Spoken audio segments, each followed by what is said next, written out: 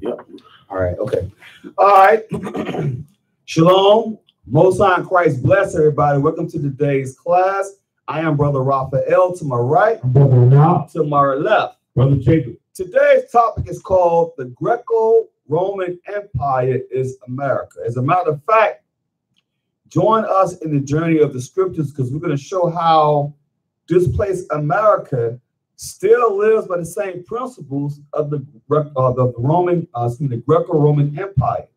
The reason why it's called the Greco-Roman Empire is because people say, okay, Rome conquered Greece, right?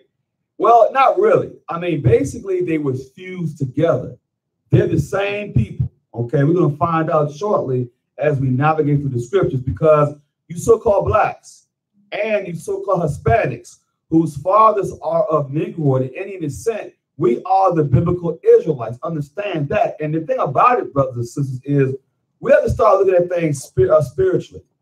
Understand how are we living? Okay, how do we come to get into this condition?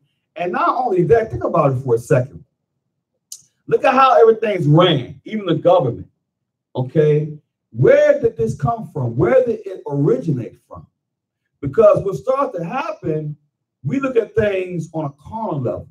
We just see things, okay, well, a lot of our people are caught up in politics or politics. They think they are part of the American society, the American way, all this type of nonsense. Don't realize that it really never had anything to do with you. Because if it did, think of it this way. When you were brought over here, right? Do you think you would have some say-so at how this country was created? No. They had you building everything. You wasn't benefiting from nothing. All you were benefiting from was, guess what, Negro? Get your butt in those cotton fields and pick that cotton for me. As a matter of fact, you're gonna build a plantation house where you can't even live in. Okay, so that's what you have to understand, brothers and sisters. This isn't something that just happened overnight. It happened over a process of time. Okay, understand that. Okay, so that's customary. Give me the book of Isaiah, chapter 80, verse 20, and give me the Revelation, chapter 19, verse 10. Because guess what, brothers and sisters, you just cannot have the laws and know Christ, and you just can't just say have Christ and no laws. They both have to be coupled together to gain understanding. Precept must be upon precept. That's why we're going to jump from book to book today. Okay, now let's start off the book of Isaiah, chapter 80, verse 20. Who has it? The book of Isaiah, chapter 8 and verse 20. Go ahead. To the law. To the law. The Bible is compacted with laws from Genesis to Revelation.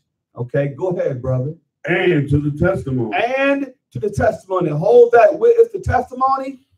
The book of the Revelation, chapter 19, verse 10. Precept must be upon precept. Go ahead, brother. The book of Revelation, chapter 19 and verse 10. Go ahead. And I fell at his feet to worship him. Okay. And he said unto me, see thou, do it not. Okay. I am thy fellow servant and of thy brethren. And of thy brethren, because understand something. The angels are the brethren of the Israelites. Yes, let's make that understanding. Because why would he say of thy brethren if he wasn't of thy brethren? Okay, go ahead, brother. That have the testimony of Jesus. The testimony of who? Of Jesus. The testimony of the Christ, the Messiah, the King of Kings. Go ahead, brother. Worship God. Worship the Most High, the highest power. The highest power, the Most High. Read on. For the testimony of Jesus. The testimony of the Christ. Go ahead. Is the spirit of prophecy. Because guess what, brothers and sisters? If you don't have the spirit of Christ on you, you will not understand this Bible in its entirety. You will be lost. You'll be lost in the sauce. You'll be sitting there reading it. Okay, it means this, but absolutely have no type of understanding because you don't have precepts. Because precepts define. That's why we just showed you the testimony, the precept of testimony, to show you that you have the testimony of Christ. Now go back to the book of Isaiah 8 and 20 again. The book of Isaiah, chapter 8 and verse 20. Go ahead. To the law. And to the testimony. The testimony of the Christ, the Messiah. Go ahead. If they speak not according to this word. If they don't speak, thus saith the Lord God, as it is written. Go ahead, bro. It is because there is no light in them. There is no light in them. What is the light? What is the definition? What is the precept? The precept is the Proverbs. chapter 6, verse 23, brother. Go ahead. The book of Proverbs, chapter 6 and verse 23. Okay. For the commandment is a lamp. The commandment is a lamp because what happens? You're in darkness, which is sin. Okay. The commandment is a what? Is a lamp. Go ahead. And the law is light. The law is light because the law helps you navigate through sin. Because if you are in the transgression of the law, which is what sin is, and you're in darkness, that what the laws do, that's why when Christ says, let your light so shine, you as an Israelite, repentant Israelite, have to walk in what? You have to walk being circumspect, walk perfect, the way Christ walked. You have to strive for perfection. So if you're in the midst of sin, you have to do what? Come back and repent. Turn from willful sin and get back in the light. So you can navigate through sin, which is darkness. Go ahead. And reproofs of instruction are the way of life. Reproofs of instructions are the way of life because what does the law do? It corrects you. So if you're in the midst of sin, which is transgression of the law, it corrects you from being a sinner to being righteous. As simple as that. We just keep it as simple. Because if I'm a sinner, we ask the average Christian, so-called Christian, and we say, okay, sir, what is sin? We're gonna, you know what? Because we're gonna keep it simple today, let's find out what sin is according to the Bible, bro. You know what I want. Because a lot of people don't know. We ask the average Christian, right? What is sin? What they say? I'm going to play the Christian. Go ahead. Go ahead. It's falling short of the mark, brother. So, but here's the thing, though. All we ask you to do is show us in the scriptures. See, we're not asking you your philosophy or your understanding. We're asking you, according to the Holy Bible, what is the sin? What is sin, right? So let's go to the precept, brother. Go ahead. The book of 1 John, chapter 3 and verse 4. Go ahead. Whosoever committed sin transgresseth also the law. Okay. For sin is the transgression of the law. You see what the Bible says? You see how clear cut that was? It said sin is the transgression of the law. So if Christ is saying repent, if you don't have the laws, how are you going to repent? Because when I repent, that means I have to turn away from willful sin and start keeping laws so I won't be a sinner. Just that simple, right? But like we said, today's topic is called, of course, the Greco-Roman Empire is America. We're going to share with y'all some parallels. So just bear with us. We're going to keep it simple so people can understand it. But let's go to Proverbs, chapter 3 and verse 31. Go there first, because what a lot of our people start to do, they start to envy their oppressor. They try to be like their oppressor. Because why? Because let's look at it on a status quo, right? Okay, let's look at here in America. A lot of so-called blacks and Hispanics think they're American. They say, you know what? I am an American. Even knucklehead Don King, only in America. But what they don't understand is it's a certain spirit that's here that's showing you you're not really an American. Because this country is not really for you. If it was, you would have some say-so, right? But you don't. They give you an illusion. Think, you know what? Because I vote. I voted him in. No, you didn't vote nobody in. He was appointed.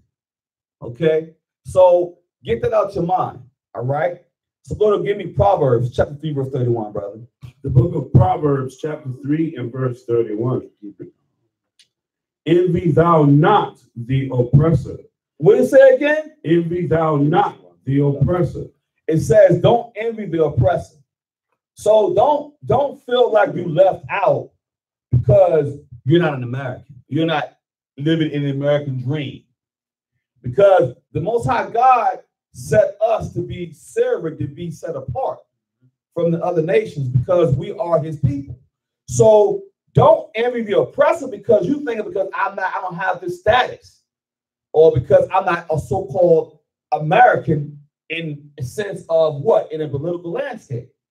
So you think just because I don't have a place in the political landscape, I'm less than a man or a woman. What did it say again, brother? The book of Proverbs, chapter 3 and verse 31. Go ahead. Envy thou not the oppressor. Don't envy the oppressor. Try to be like your oppressor. Go ahead. And choose none of his ways. Don't choose none of his ways. His pagan days. He's, trying to be like him, because at the end of the day, we're going to find out what the judgment going to be on this man. You keep on trying to be like him if you want to. I'm going to tell you like this. You better choose you this day who you going to serve. Because at the end of the day, when Christ come back with the host of angels, he is not going to have the respect of persons. Because if you wicked, even if you're an Israelite, you're behind him to put to death, just like the so-called white man, the so-called African man, the so-called Chinese, Japanese, all these different nations have to pay for their iniquities. The same way we have to pay for our iniquities for doing wickedly, that's why we're in captivity. The same way they have to always pay for theirs. Okay? Matter of fact, go to the book of Ecclesiasticus, chapter 9, verse 11, brother. The book of Ecclesiasticus, chapter 9 and verse 11. Envy not the glory of a sinner. Don't do what? What did it say again, brother? Envy not the glory of a sinner. Now, a sinner is someone that transgressed the law. Like yesterday, in yesterday's class, we put America on trial. And we showed, even in the 10 commandments, they're guilty. Because they broke every commandment. So you're a sinner because you choose to break the commandments. Okay, you choose to live sinfully. So therefore, that makes you a sinner because you choose to be that way. Okay, go ahead, brother. Envy not the glory of a sinner. Don't envy the glory of the sinner. Go ahead. For thou knowest not what shall be his end. You don't know what the end is going to be. We know. When we read the prophecies, we know what's going to happen. That's why you see brothers going out to the streets, putting their lives on the line, going out there teaching his word in spirit and in truth to warn you that time is ticking. Okay? Come out of the ways of this man's wicked system. Because if you don't, and you line up with him, I don't care how much money you think you have in your bank account. It ain't going to save you when the day of instruction comes. Okay? Go ahead, brother. I just want to say one thing. All people got that bad.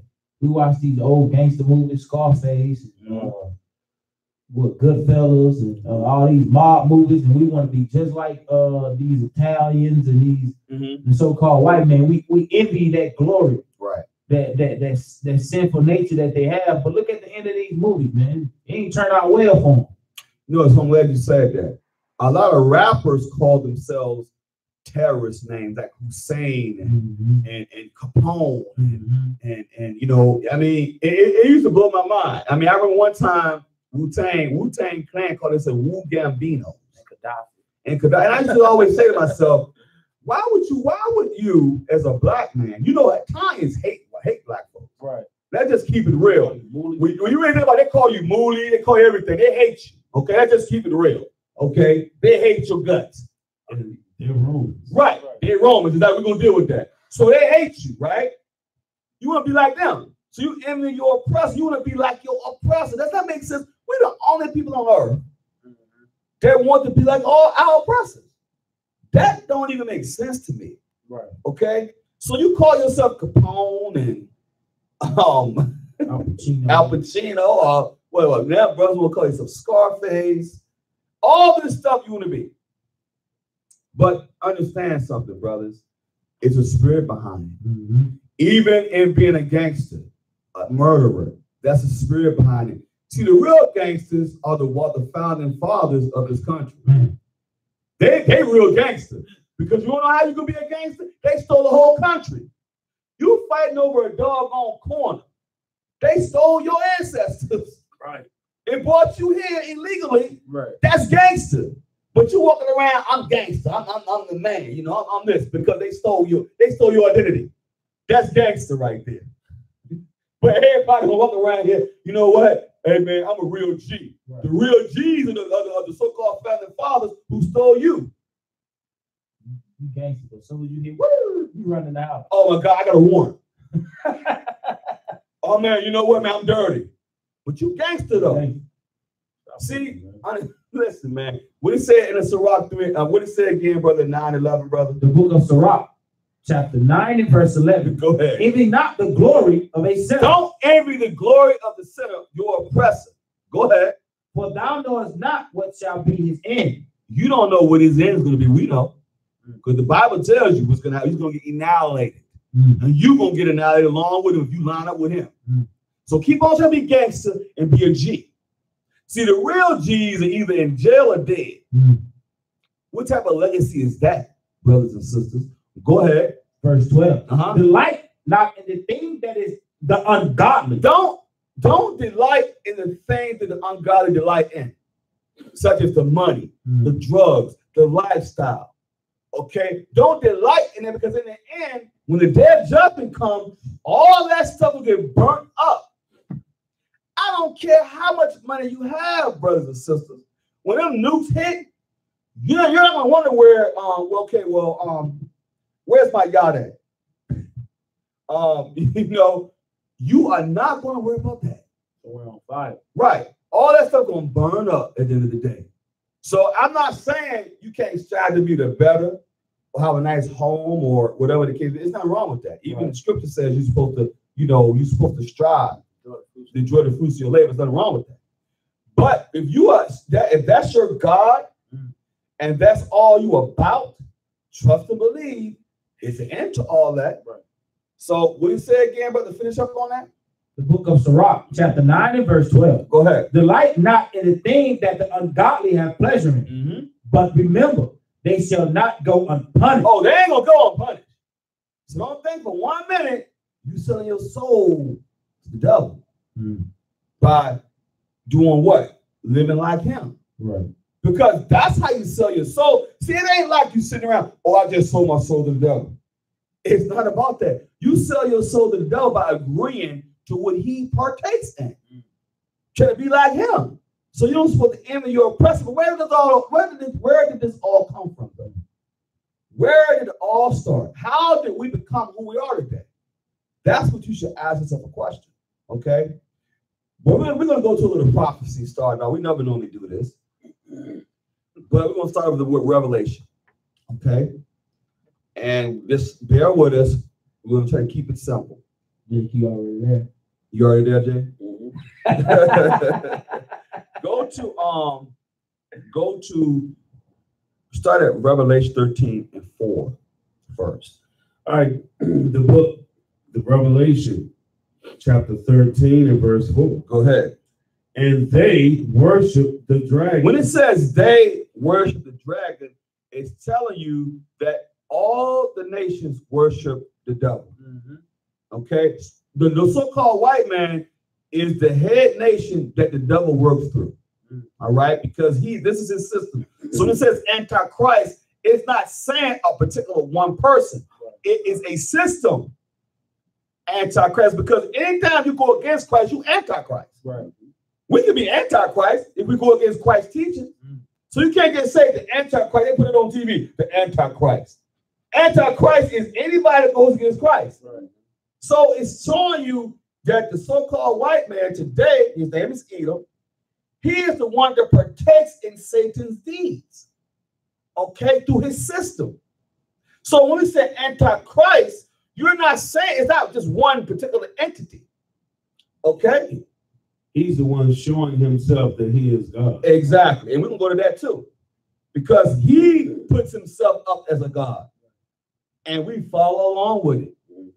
But let's go to the scriptures, though. Let's not get caught up. Let's go into the scriptures. Go ahead. It says, and they worship the dragon, right? Go ahead. Which gave power unto the beast. The beast is the so-called white man. It said the dragon, who is Satan, he gave power unto the beast. Okay, go ahead, brother. And they worship the beast. You worship means you make a commitment to the beast and his ways. So you worship him by partaking in what he delights in. Okay, go ahead. Everybody wants to be like him. Want to be like him, right? Want to look like him, talk like him, dress like him. Yep, put on that three-piece suit. Yes, sir. The Brooks brothers Brooks, penny loafers. Okay, want to look just like him, right? But go ahead. Saying, who is like unto the beast? Because now he's saying, oh, who can fight the beast? He's powerful. He has technology. He got nukes. Who can make war with the beast? Because how you gonna fight something that listen, this man got nukes. This man got guns. That's why every revolution that we tried, we failed. And we keep telling brothers, you cannot beat this man in warfare. He is a warlord. That was what he was given doing back in the, this is what he was given doing creation. He was given the power of war. Since you said that, can I go somewhere real quick? Go for it, brother. Because a lot of brothers trip me out with that. Man, we need to go ahead and get us some guns. Bro, are you crazy? This man make guns. Matter of fact, the average Edomite got a whole arsenal of guns and bombs. Yep. The average, now listen, I'm just saying the average. Because some of the ones I know, that's all they talk about. Right. Man, I got to stockpile some guns. Mm-hmm. Okay? That's what they do. But let your simple behind go over there and get you something and see what happens. They're going to run every doggone background checking on the man. You think if a race war jump off, the white man gonna sell you some bullets? The white man gonna sell your black self some bullets? Yeah. Yeah. Yeah. You know, and it blows my mind because we so simple, right? Here I'm gonna show you how simple we are, brothers and sisters. We killing each other. Right. With the guns this man made. Right? We killing each other. Now we're not advocating violence in no time. We never, that's one thing we don't represent here. Right. But think of it this way. You're so quick to kill your brother, but the man is oppressing you, you don't want to deal with him. You scared to mess with him, though. You'll kill your brother all day. You see what I'm saying? When it comes to somebody else, oh, you know what? Nah, we ain't gonna do that. Because you want to know why? Because you hate yourself. You worship that man. Mm-hmm. You want to know how you worship him, brothers? Who's face of that money? Mm. It's all about the Benjamins, baby. So guess what you doing? You worshiping him indirectly. Because guess what? You fear him. Because just like the brother just said, you supposed to be a top-notch G, but as soon as the cop roll up on your behind, give you time, you ain't no G no more. Now all of a sudden when you start speaking proper, well, yes, sir, yes, ma'am. When you're in court. But you was a G in the street, though. Right. You see my point? You see, so that's the point. But go ahead, bring out what you about to say, brother. All right, this is the book of Revelation, chapter 6 and verse 4. Mm-hmm. And there went out another horse that was red. You know, red is always associated with Esau, the so-called white man. Yep. And power was given to him that sat thereon to take peace from the earth. Mm. That's what Esau has done. Mm-hmm. And that they should kill one another. And they did. They fought many wars in Europe for dominance. Mm-hmm. Yep. And there was given unto him a great sword, which takes us back to Revelation 13 and 4. Right, because who can make war with the beast? Because he was given the art of war. Mm. That was his blessing. His blessing was the art of war. Because remember, it says this man is a cunning hunter, right? He's a cunning hunter back in Revelation. So he was given the art of war. So that's what he has. So that's what we keep telling y'all. You cannot beat this man in warfare. Russia, same doggone, they're the same nation. Mm-hmm. Yeah. Trump just pulled out of a treaty dealing with weapons back during the time of Reagan, right? So that's letting you know they set the stage for World War III because guess what? Now Russia's saying we can make whatever weapon we want to make. But Trump will say y'all are doing it anyway, so we don't need to have a treaty. So it's showing y'all who is making war. What did it say again, brother? What did it say again? What did it say? Who's able to make war? What did it say? Yeah, it said, who is like unto the beast? Go ahead. Who is able to make war with him? How you gonna make war with him? This man got nukes, hypersonic weapons. This man got lasers. He got phasers. He got all this stuff that can put you to death. In the middle of the Atlantic Ocean and blow your house off the block. Right. A thousand years away. Right. So it's saying, but remember who gave him the power. We'll say up top, who gave him power? What did it say? Read up the top again, brother. The book of Revelation, chapter 13 and verse 4. Go ahead. And they worshiped the dragon, which gave power unto the beast. Uh-huh. And they worshiped the beast. Go ahead. Who is like unto the beast? Uh-huh. who is able to make war with him? How you gonna make war with this man? Because he got nukes, he got technology. So this is a prophecy right here. Right? This is a prophecy. Because who else is it talking about? The Arab man don't have no power like that. The Arab man had to have permission from the white man to have stuff. This man getting AK-47s from the white man. Right. So it's like, who is able to make war with him because he has power? We don't have power, brothers and sisters.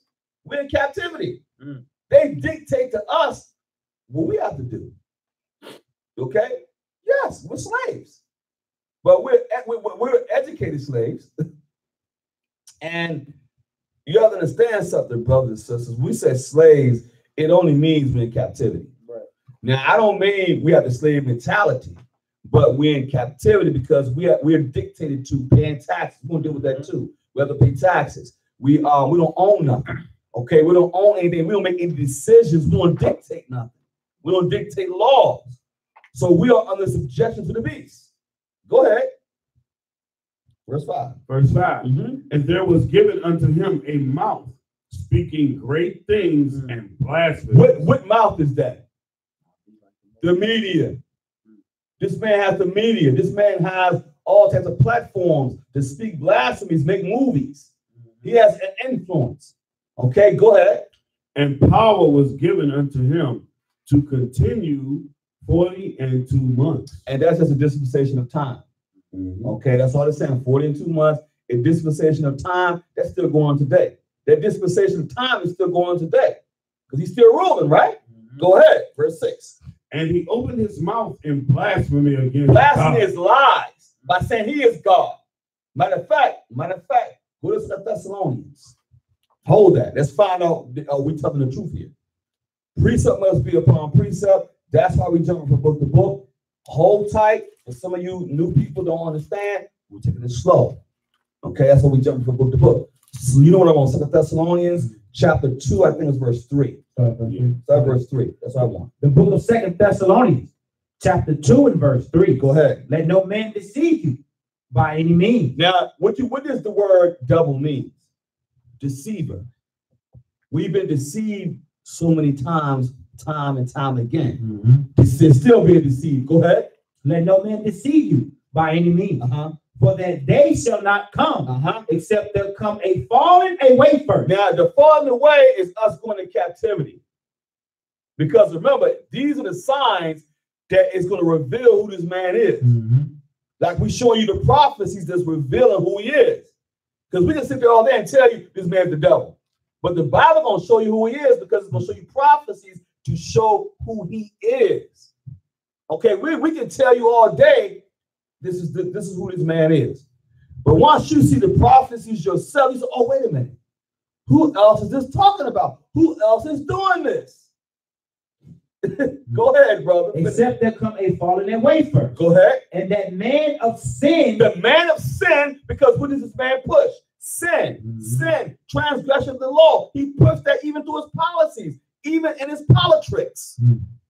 He pushes sin all the time. Transgression of the law. Go ahead. That man of sin be revealed. He is being revealed through his actions. Okay, through the prophecies. That's how he's able to be revealed. Go ahead. The son of perdition. The son of perdition is what? The son of hell. This man is destined for hell. Believe that. Go ahead. Verse 4. Who opposes and exalted himself above all that is called God. Because he opposes God. He takes his technology and put his technology over God.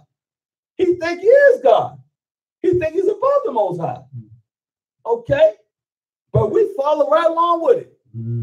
We have to go, even with weather predictions. This man says the weather going to be a certain way. We be like, yeah, man, it's going to snow tomorrow. The Lord have other plans. It's going to be sunny tomorrow because I said it. But the so-called white man gives you a weather prediction. Okay, remember, it's a prediction. Okay. Go ahead, brother. All that is worship. All that is worship, because guess what? He goes against all of his worship. Everything that represents God, he tears it down. Marriage, he tears it down. Because I'm going to show y'all something. The Most High God ordained marriage between a man and woman. But the so-called white man has in his laws 2 men can marry, 2 women can marry. That opposes God. Sweet, yeah, white swapping. But where is it that the Most High told you to do that? Because that's showing you who is in control and who does this. Go ahead. Just real quick. Because the scripture said there had to be a falling away first. Right. So this is Luke chapter 21, verse 24. And they shall fall by the edge of the sword and shall be led away captive into all nations. We know that was done by the Romans. They sacked Jerusalem in 70 AD. Right. Titus and Vespasian. You had Titus and his Vespasian, his son, came in 70 AD. And that is documented. Came in and destroyed Jerusalem. And that was the Romans. The Romans. Greco-Roman Empire. It all ties in. We're going to keep on reading. Keep reading Revelation, brother. We ain't done. Go ahead. That's all. Yeah, my bad. I'm bad. Sorry about that. Go ahead. The book of 2 Thessalonians, chapter 2 and verse 4. Yeah. Who opposeth and exalted himself above all that is called God. Because he calls himself the people. He says he is the people of God. Even though he's lying. Right. This man's the son of a lie. He's a liar. Go ahead. Or that is worship. So that he as God, because now he's calling himself God. He puts himself, he tries to exalt himself above God. Go ahead. Sitteth in the temple of God. Now, how does he do that today? By being the Pope. He's sitting and calling himself the Holy Father. Who else is doing that? Nobody else is doing it, but the so-called white man is doing that. The 16th chapel, changing our images, the catacombs, doing all those things that's going against God and his people, and calling himself the Jew. Okay? Calling himself the Israelite, or calls himself Israeli, excuse me. He don't call himself Israelite, he calls himself Israeli. So he's calling himself the people of God. That's blasphemous. Go ahead. And excuse me. That he as God sitteth in the temple of God, showing himself that he is God. Showing himself that he is God. Who else is doing it? The Arab man ain't doing that. The so-called white man is doing that. Caesar Borgia in 1453, when Rodrigo commissioned, Leonardo da Vinci and Michelangelo to paint the picture of Caesar Borgia during the Renaissance period. Who was doing that? The so-called white man was doing that. Nobody else but him. So this is prophecy. So we're showing you through prophecy who this man is. He is the mystery of iniquity. The earth was quiet before that man. Oh, we're gonna deal with that too. We're going back in history. See, they don't like that. See, one thing they don't like about the Apocrypha. Right. The Apocrypha proves that the Greeks did not start civilization. And it also shows when this man took power, wickedness was spread throughout the earth. This ain't a hate campaign, the truth campaign. And if y'all don't believe what we're saying, do your own research. Okay? So let's finish up. You finish on that? That was verse. You want verse 5, or you just want verse 3? I just want to bring those points. But go back to Revelation, brother. I want matter of fact, give me verse 6 now. Okay. The book of Revelation, chapter 13 and verse 6. Go ahead. And he opened his mouth in blasphemy against God. Right. To blaspheme his name. You know, because you know why he blasphemed his name? By basically lying in his name.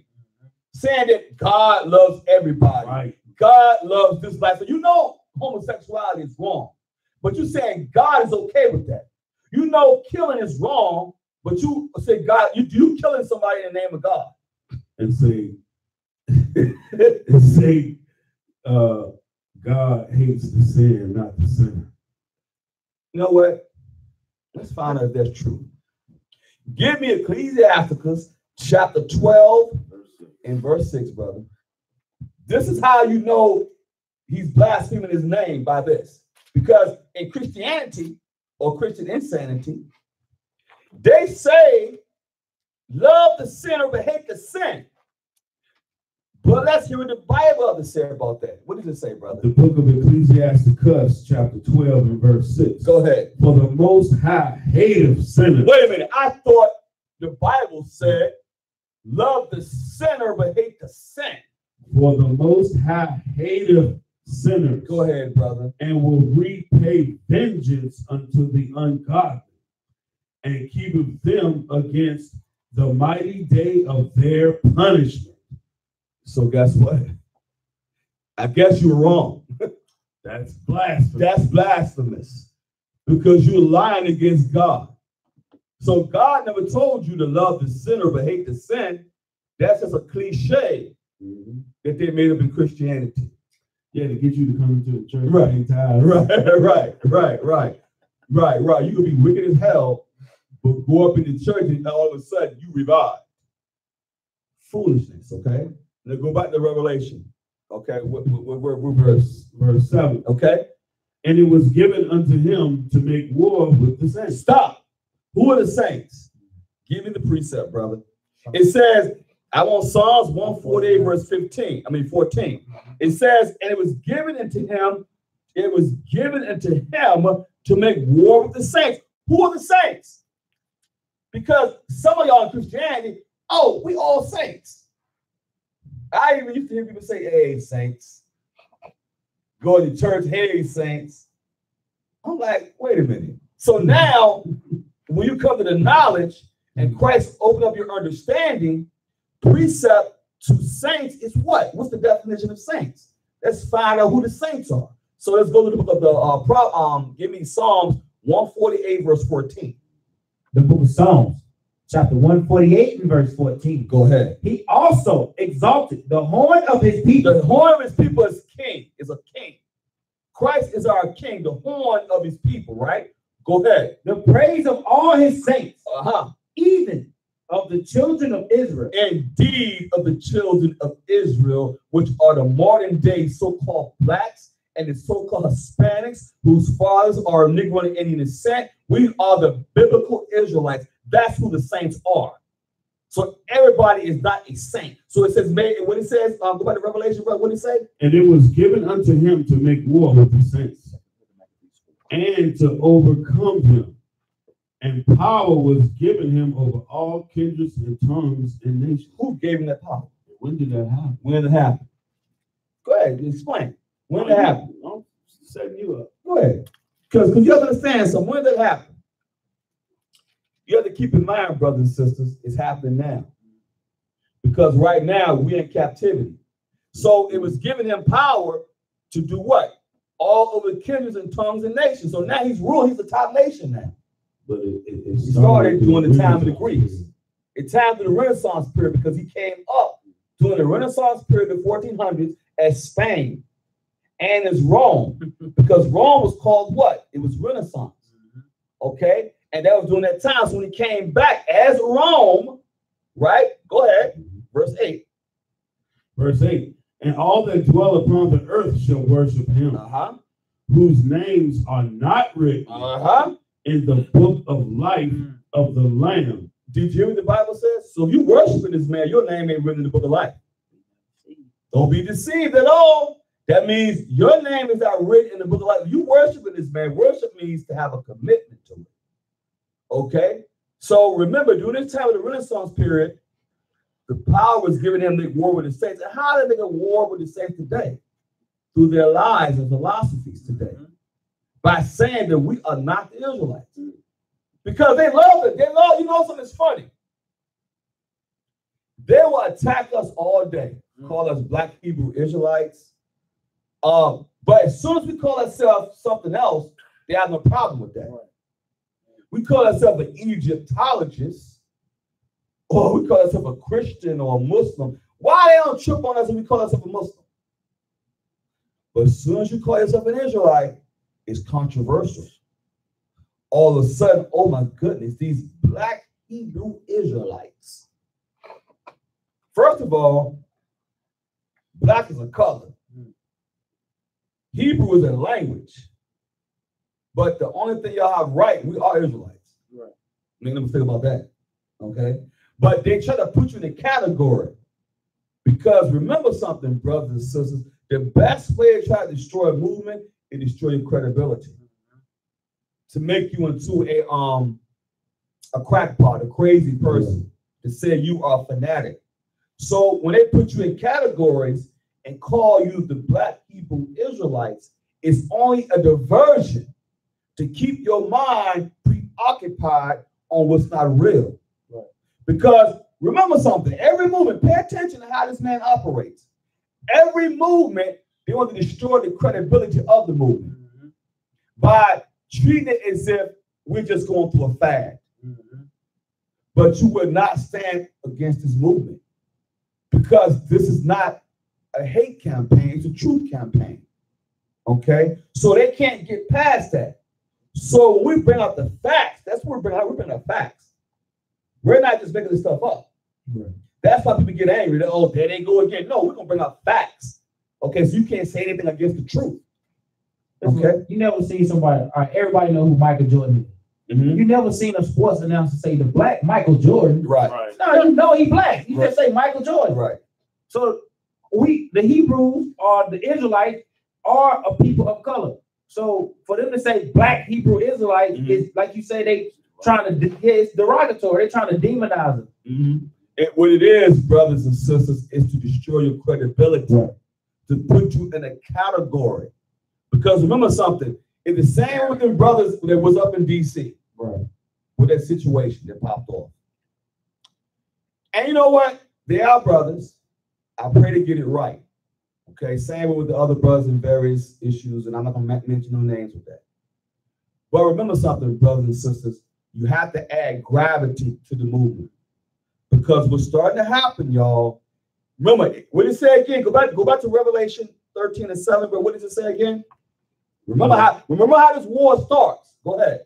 The book of Revelation, chapter 13, verse 7. Go ahead. And it was given unto him to make war with the saints. How you make war with the saints? Propaganda. It starts with propaganda first. Oh, they Black Hebrew Israelites, so that's propaganda to demonize you. So what that is, they try to destroy your credibility to make war with the saints. Go ahead. And to overcome them. And power was given unto him over all kindreds and tongues and nations. Go ahead.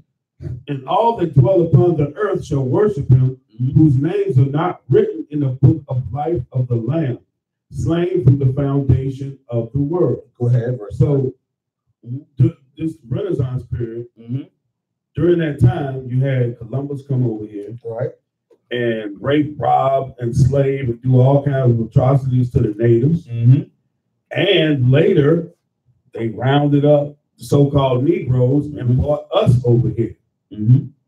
Because you had Ponce de Leon, you had Cortez, and then you had the 1600s. That was 1400s. Then in 1600s, then you had what you all know as the Middle Passage. Okay, you had that going on. So you had, during the English, you had the Portuguese, you had all those different, it still was Esau. They came, they rounded us up, brought us over here in the 1600s. Okay, during that time period, so when they did that, what did they do? The most devastating captivity, brothers and sisters, is this one. You don't want to know why? Because we don't know who we are.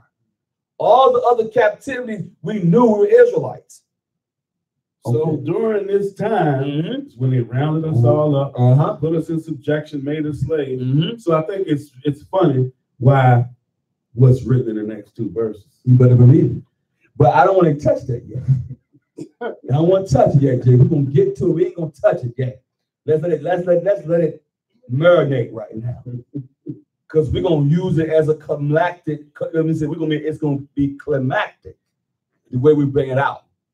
Now let's go back to the history now. Let's go to 2 Maccabees, chapter 4 and verse 7. And give me 1 Maccabees. Matter of fact, give me 1 Maccabees first. I want 1 Maccabees first, and then I want 2 Maccabees. And go verse 1, start at verse 1 and read the 4. And let me just tell you the verse I want you to go to, because we got to really set this up so people can see. And then give me 2 Maccabees, chapter 4 and verse 7. And we're going to read all the way up. Okay? Give me 1 and 1 first. Read 1 and 1 all the way to 4. Then I'm going to tell you what verse I want you to go to. We got to bring up these points. The book of 1 Maccabees, chapter 1 and verse 1. Go ahead. And it happened. Okay, go ahead. After that, Alexander, son of Philip. Now, was Alexander a real man? Yes. Yes, he was. That's history. So when people try to tell you, brothers and sisters, that the Apocrypha is unauthoritative, you tell them you're a daggone liar. Because Alexander the Greek existed. Okay? He was a real man. So if you break down Maccabees and go back to history, it's gonna coincide. It's gonna go hand in hand. Go ahead, brother. The book of First Maccabees, chapter 1 and verse 1. Go ahead. And it happened after that, Alexander, son of Philip, the Macedonian, who came out of the land of Chittim, had smitten Darius, king of the Persians. Did he do that? He killed Darius, was king of the Persians. So he conquered them. That happened. That's not something we made up. That happened. That goes hand in hand in history. Go ahead. That he reigned in his stead, the first over Greece. Because Greece was Javin's land. The so-called white man, like he always does, man, go to Psalms 49 verse 11. Because what he does, he conquers stuff, and what does he do to it? Once he conquers a land, he does something. That's how you know who he is. Who else does this? So the book of Psalms, chapter 49, verse 11, then go back, okay? The book of Psalms, chapter 49 and verse 11. Go ahead. Their inward thought is that their houses shall continue forever. Because that's the pride of this man. He think his reign will go on forever. Go ahead.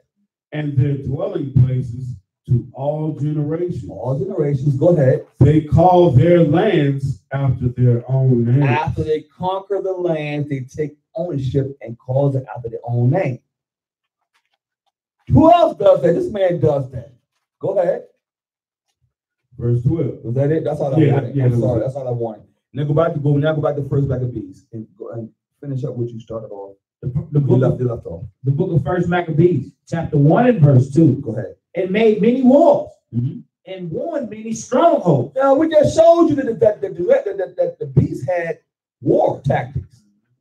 This is when this man started his reign of terror. Okay, through Alexander, the Maccabees. Go ahead. And won many strongholds and slew the kings of the earth. Verse 3. And went through the ends of the earth and took spoils of many nations. So doesn't he do that today? He goes, he has his military might. He goes, he conquers lands and takes many spoils of many nations. Go ahead. Spoils of many nations, insomuch that the earth was quiet before him, whereupon he was exalted, and his heart was lifted up. Because he had pride. His heart was lifted up in pride because this man had military might. Same way today, this man has the same type of pride today. Okay? Because right now, he makes wars. He makes up wars to conquer lands, to conquer resources. Okay? Because it tells you the earth was quiet before him, which means when this man took reign, the earth was in trouble. When this man took reign, the earth was in trouble. Verse 4, brother. This man knocked down his own tower. Right. And then blaming on somebody to go fight him. Right. To go take something from him. Because you want to know something? You know what's sad? You know what's sad about that? Man. It shows you what type of man you're dealing with. Right. Take one for the team. He'll kill his own people to gain popularity in his agenda. Right. People don't know that. People don't know this is how wicked this man really is. That's wicked. Yes. He don't care. Go ahead, brother. Verse 4. Verse 4. And he gathered a mighty stronghold and ruled over countries and nations and kings who became tributaries unto him. Because that's why he was paying taxes to this man. Because once you're in rulership, people have to pay you. That's why you're paying taxes today, because you're in rule, because you're under subjection. You see, because they became tributaries to him. Jump to verse 28, brother. D, can I say something real quick? Let's see what you have to say. Why is it glorified when America fought for their independence against England to stop being tributaries unto them? But when anybody else try to fight for their freedom against America, that those people become demonized. They vilify you. They call you terrorist. They call you a terrorist, exactly. Same way with Nat Turner. Nat Turner was only fighting because he saw the injustice of our people. So he did the same that they were doing. He slaughtered some of them, and they flipped the script and said, "Oh, he's crazy." What you about to say, brother? They called it insurrection. Insurrection. But like you just said, they celebrate July 4th every year. Call it Independence Day. And somehow people so doggone gullible, you go along with, oh, I'm going to celebrate independence. Matter of fact, your people was in chains in 1776. They tried to say that slaves that were trying to escape suffered from some kind of syndrome because they wanted to escape. Cutting their legs off. Yeah. Cut their legs off. Yeah. No, you're right, because that's history. But like you just said, it's called an insurrection, or you a terrorist if you try to fight for your independence. But they can fight for their independence and have a holiday about it. But we follow along. What it says, envy not the oppressor. You keep on following this man. Follow his independence, because he get his independence where yours at. He fight for his. That's funny. You in chains, you on the bottom, but you helping him fight for his independence. And celebrating. I'm gonna go buy me some fireworks and wear some red, white, and blue. Oh yeah, we're gonna celebrate Independence Day. Could you imagine if all people that was in slavery seeing us celebrating this? Right. Stuff, man, They'll be like, what the hell is wrong with you? But once again, we just follow, we envy our oppressor. Verse 28, brother. The book of 1 Maccabees, chapter 1 and verse 28. Go ahead. The land also was moved for the inhabitants thereof, and all the house of Jacob was covered with confusion. Think about it, that's confusion. Because now we can't partake in our holy covenant. Now it's confusion being brought in by who? The so-called white man. Same thing today, he brings confusion to the mix. Go ahead, verse 29. Verse 29. And after 2 years fully expired, the king sent his chief collector of tribute unto the cities of Judah, who came unto Jerusalem with a great multitude. Now you see what happens? Once you become a slave or you become in captivity, you have to pay another nation tribute. Because now that's why we keep trying to tell brothers. You think you free? I tell you what, don't pay taxes and see what happens to you behind. You will go to jail because this man wants his money. Okay, but it gets even better. Jump to verse 41. Verse 41. Moreover, King Antiochus wrote unto his whole kingdom that all should be one people. Don't they do that? It started back here. As long as he's on top, we all together, brother. One nation under God. Individual. If you come here, you got to assimilate and be. You can't have nothing else. Right. You have to basically forget all your customs and conform to him. That's the only way it's gonna work in his society. So it says, what does it say again, brother? Verse 41. Moreover, King Antiochus wrote to his whole kingdom that all should be one people. As long as he's on top, go ahead.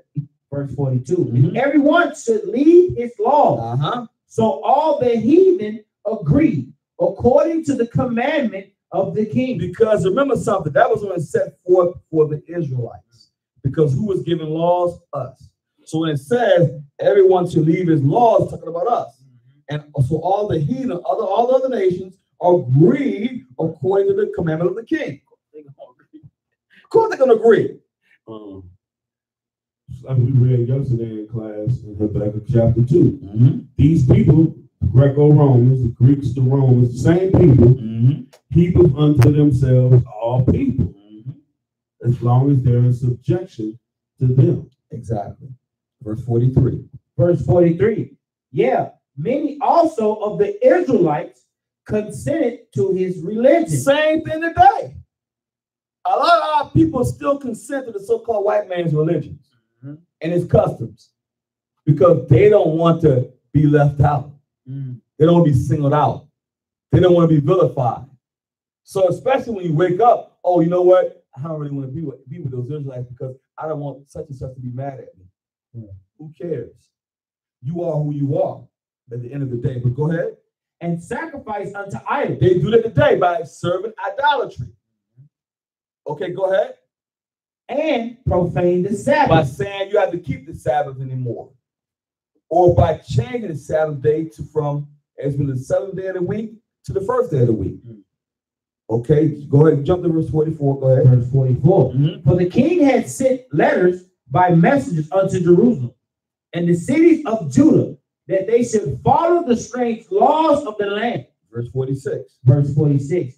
And polluted the sanctuary and holy people. And that's what's going on today. We're being polluted. Because now we're saying keep the high holy days. They're telling us to keep pagan days. That is profaning the holy people. Go to verse 47. Verse 47. Set up altars and groves and chapels of idols and sacrifice swine's flesh and unclean beasts. You see how wicked this man is? He still worships the pig, the baconator. Okay? He has our people eating chitlins, thinking that's soul food. They look at you like you crazy because you tell them don't eat it. Oh, something wrong with you, brother. You don't have soul because you don't eat the swine. Come on, man. But at one time, our people died for eating this stuff, man. They died for eating swine's flesh because the so-called white man forced it on our people. And you had slaves that they was going to die from starvation. Esau used to knock their teeth out and put a tube in their mouth and force them to eat. Yeah, you watched it on Birth of a Nation. Look at how they took their children and put it in their brother's mouth and knocked the man's teeth out and put a funnel in his mouth and force him to eat. Let me tell y'all something. What type of people would do something like that? I mean, think about that for a minute. A shameless nation. Right. I mean, you took a chisel and knocked my teeth out my mouth. I don't want to eat. I choose, you're going to make me eat. You don't think you valuable being a slave? If you wasn't, he would have let you die. Exactly. You money to this man. Same way today. You money to this man. Even in sports, y'all. Same mentality. Like you say all the time, Deacon, you still can be $100 million slave. Yeah, because guess what? This man can shut your money down quick. Freeze your accounts and everything. That's how much power he got. That's power. That's true power. If he's making 100 million, if you're making 100 million, how much you think he's making? Right. That's why it used to blow my mind. Right. I had an argument one time. This is when I was really into the sports thing. Right. White boy said to me one time, he said, man, them doggone, I know where he was going with it. He meant to say them niggas, right? Let's just keep it real. Right. That's how they think. Right. Okay. He really want to say that. He ain't really said it to me. He probably said it to some of his colleagues. Right. They always want a new contract. They don't want to play the game the way the game. I said, let me tell you something, man. I said, their owner can pay this man that kind of money. How much money he making? But he's okay with that, though. So it's showing you the mentality, brothers and sisters. We're going to deal with sports, too, even during this time period, how this man thinks. He still wants you to be a slave. I don't care how much money you make, you are going to be a slave. Okay? Let me tell y'all something. I talked to a brother one time, a professor. He told me something at a historical black college. He told me something, true story. He said, at the historical black colleges, they teach their students how to work for a Fortune 500 company. He also went to an Ivy League school. The Ivy League schools teach their kids how to own a Fortune 500 company. So guess what? We're teaching our kids to be slaves, and they're teaching their kids to be slave owners. It's true too, because I went to University of Arkansas Pine Bluff. It's HBCU. It's in the SWAC. The same conference, Grambling, Southern. They got a whole administrative office that's directed to us to show us how to work for Fortune 500 companies. They don't show you how to own them. They show you how to build your resume and get in the door, how to do internships, how to work for them. That's exactly, they're not going to teach you how to run it, but they'll teach you how to work it, because in the Black community, working for a Fortune 500 company, you made it. Because you get the benefits and you get the you get all this prestige, but remember, they're teaching their people how to own. They're teaching us how to always be a slave. Look at the mentality behind it. Even, let me tell y'all something, even with the historical Black colleges, think of it this way. If I went to Howard, which is considered the Harvard, the top notch of the historical Black colleges, and a white boy had a scholarship at Harvard, who's gonna get the job? He is. Because this is his kingdom. So that's what we keep trying to tell y'all. Don't get caught up in education. You think, oh, I got a degree. Yeah, you got a degree, but who can get that job? Because a lot of it is nepotism. Same way they try to tell us we get affirmative action, they do nepotism with them. They go who they know. God was with a dude one time. I was in school. He told me, he said, man, the white boy told me this. He said, I got the job because I knew this such and such. But it wasn't even a job in this field. And I said to myself, damn, this man got a 6-figure job because he knew somebody. But they get mad at us and say, affirmative action. Excuse me? Affirmative action do not count off over 400 and some years of destruction of our people. Keep that in mind. All right? Let's get back to the topic. I had to say that. But go to verse 47. The book of First Maccabees, chapter 1 and verse 47. Go ahead. Set up altars and groves and chapels of idols, sacrificing swine's flesh and unclean beasts. Chapels of idols and groves of churches today, too. Because every church, remember, in the Black community, you got churches on every corner, but it never teach you who you are. Because they set it up. Because the so-called white man allows them to set that up. As long as they keep teaching you hallelujah, and let's all come together, and prosperity doctrine, you good. But as soon as they start teaching the truth, there's a problem. Because most of the pastors and the people in that church are what? Fraternities or sororities. Let's go back to the Greeks. And a lot of them go to what you call the World Council of Churches to get the doctrine, to keep you indoctrinated. Go ahead, brother. Verse 48. That they should also leave their children uncircumcised and make their souls abominable with all manner of uncleanness and profanation. Being profane. They do that today by telling our children to be wicked. Allow them to be wicked. Okay? The same way we were showing yesterday, they take the power out of the hand of the parents and let the children run them up until the children rob them. And they put a bullet in their heads and say, oh, the parents they came from a broken home. Look, we're trying to correct our children, right? Y'all take the power from us. Then when our child become a damn savage, then you say, oh, something wrong with the parents. But you made laws that say I can't smack my child. How crazy, how hypocritical is that? But go ahead, brother. Verse 49. To the end, they might forget the law and change all the ordinances. And that's what's going on today. We forgot the laws. We forgot that we were the Israelites. Go ahead.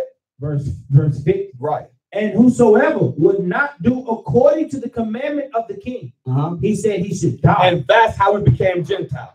That's how we came to the Hellenist period and became Greek-speaking Jews. Because during that time, if you would call yourself a Jew back then or an Israelite, you was put to death. And you didn't conform to the manner of the Gentiles. You was put to death in the Hellenist period. Okay, believe that. Okay, would you about to go to that? Yeah, might as well. You said I said it. Go ahead, brother. All right, the book of 2 Maccabees, chapter 6 and verse 6. Neither was it lawful for a man to keep Sabbath days or ancient feasts, or to profess himself at all to be a Jew. Because if you called yourself a Jew back then, same way today, we call ourselves Israelites, it's controversial. The same spirit exists today. A lot of brothers and sisters is waking up. So now, what do they have to do? They have to do what? They have to demonize us. They have to say, oh, they're cult. So that's just another way to make war against the saints. Go ahead. I just want to jump straight to verse 9. Yeah, go ahead. And whoso will not conform themselves to the manners of the Gentiles, What must happen? should be put to death. And that's what happened. And that's still going on today. Because if you called yourself an Israelite back then, you was put to death. They didn't play no games back then. Okay? And that's why it's imperative, brothers and sisters, that we come back to our heritage and who we are. Because our forefathers and foremothers died just by trying to keep the law. Ain't that crazy? You trying to keep the commandments of God, and they put you behind the death for professing to call yourself a Jew. 6 and 6. Yeah. What scripture? Yeah. 2 Maccabees chapter 6, verse 6, and then you jump to verse 9 to show what that was talking about. Now go to 2 Maccabees chapter 4, verse 7, and give me 2 Maccabees chapter 6, verse 4.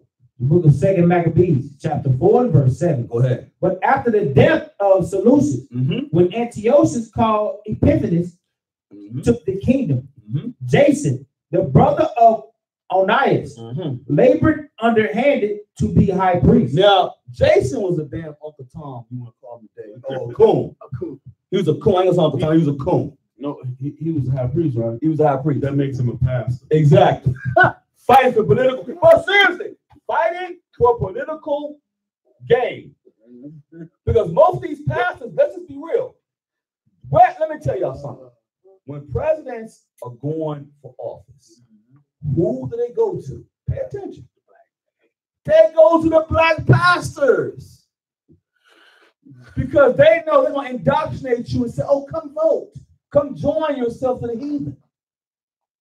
Meanwhile, these demons ain't got nothing in store for your behind.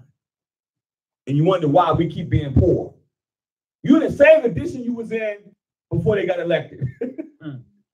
Same thing with Obama. We thought, oh my God, it's God sent. A black man gonna be the president. Yeah. What happened on Obama's watch?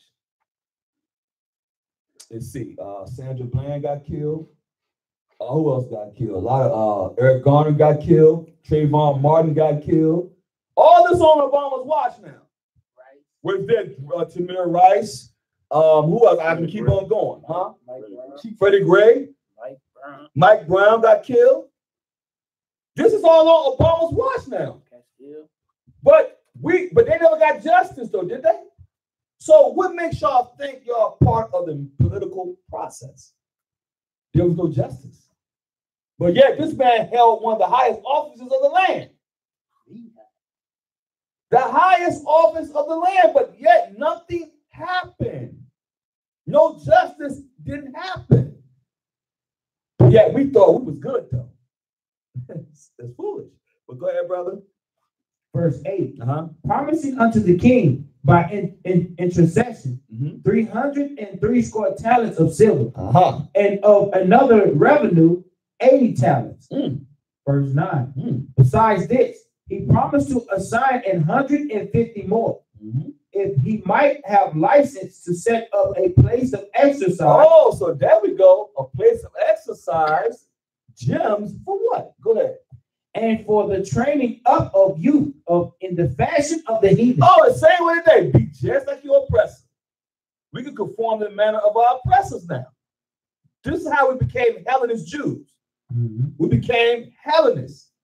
So that's why when you talk about the Greeks, during the time of Paul, that was the Greek-speaking Jews. That's all it was talking about. We call ourselves Greeks. We had to, because if we did, we could get put to death. Go ahead, finish up. And to write them of Jerusalem by the name of Antiochus. Antiochus what? Antiochus. Antiochians. That's another byword. So we're called Antiochians.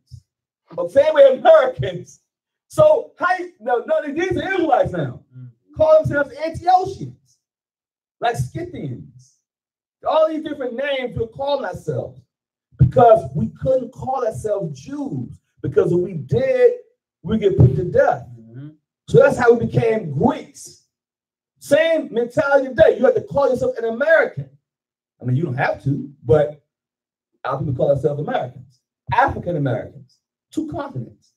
Go ahead. We have the primary source right here to back up what we were just talking about. Once again, this book, The Jews Among the Greeks and Romans, a diasporan source book,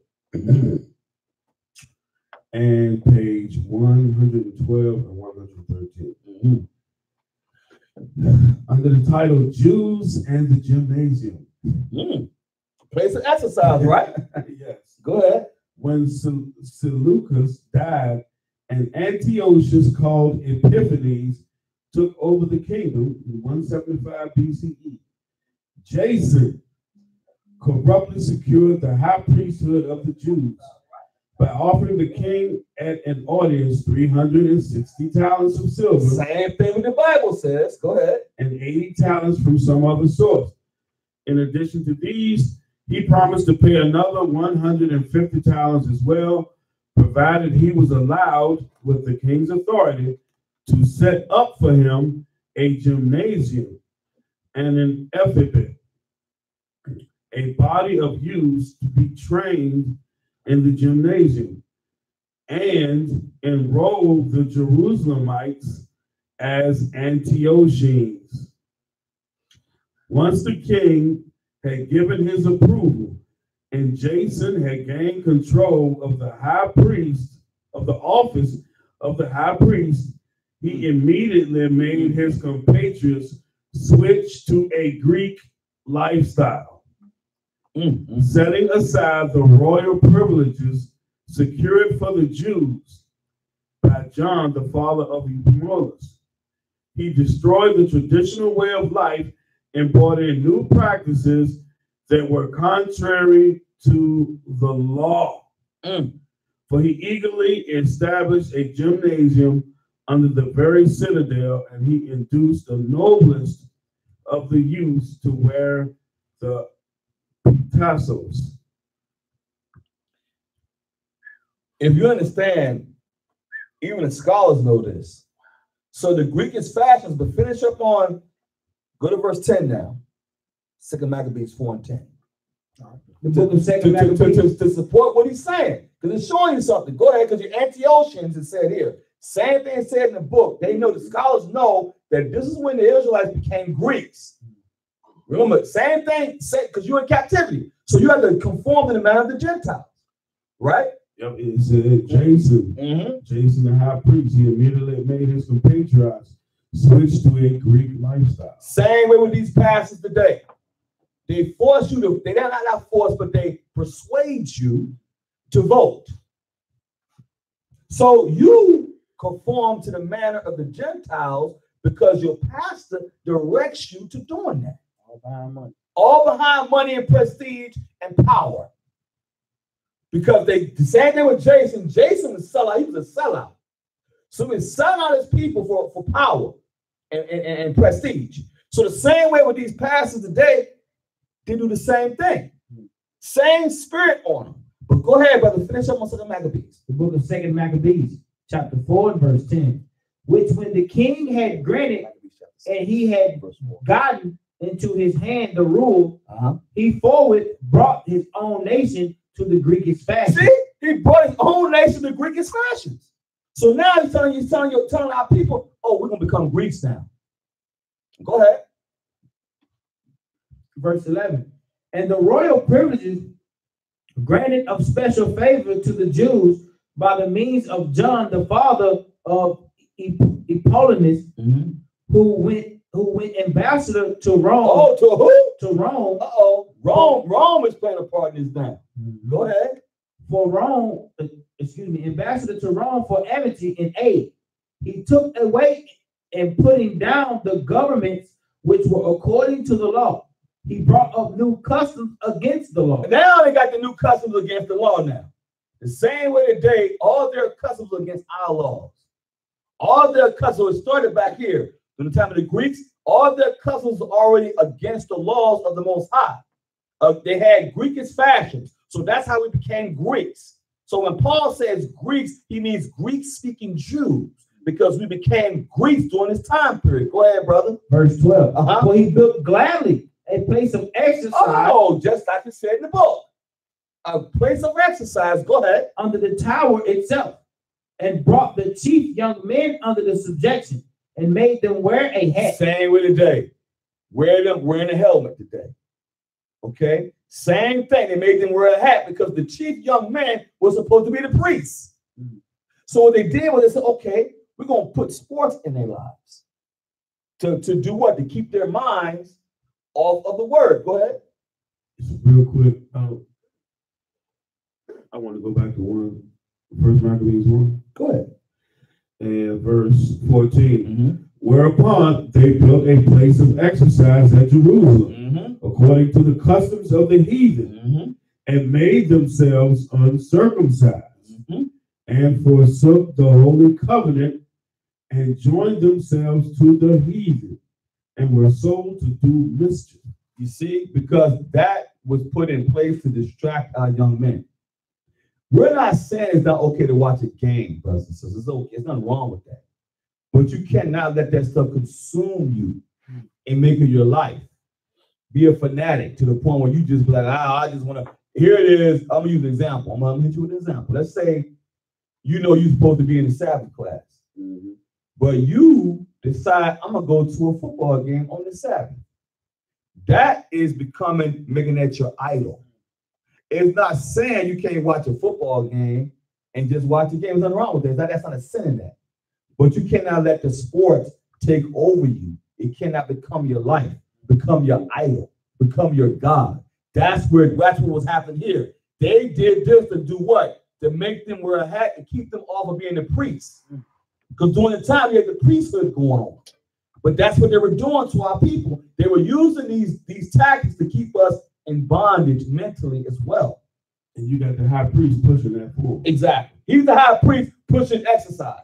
Pushing, not exercise, I mean pushing sports. Go ahead, finish up. Verse 13. Verse 13.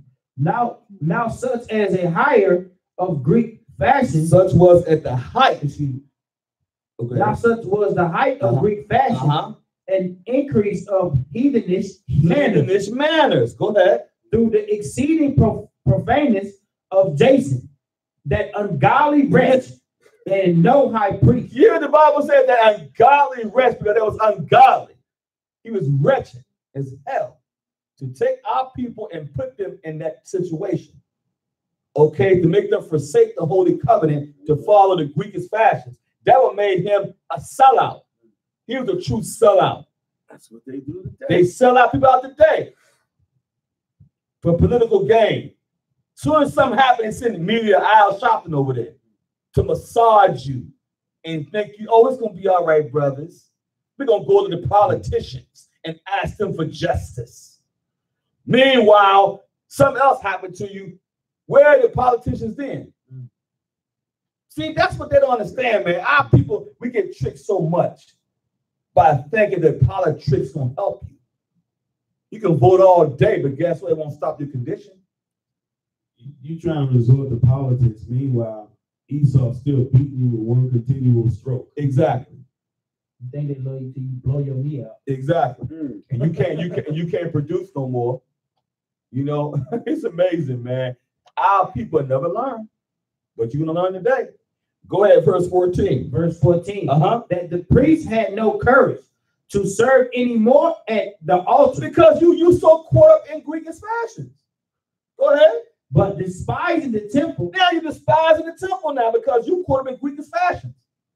Saying what today, brother, let's keep commandments. Man, I gotta bet on the game, man. I gotta go down here and deal with the game.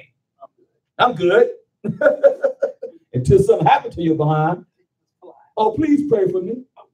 Go ahead. And neglecting the sacrifice, hasten to be partakers of the unlawful allowance in the place of exercise after the game of discus, called the fourth. The game of discus during that time brothers and sisters, they had to working out naked. During that time, I'm gonna tell y'all something. During that time, the Greeks had our brothers working out naked. See it all the time. They had the little head on and moved naked like this. Doing the disc. Doing the disc. How do you think they wrestled? Naked. That's why now when you watch wrestling, they just have on those little tights. Exactly. Naked, brothers. Think about that. That's promoting what? Homosexuality. Where was Alexander? A homosexual. He had a boyfriend.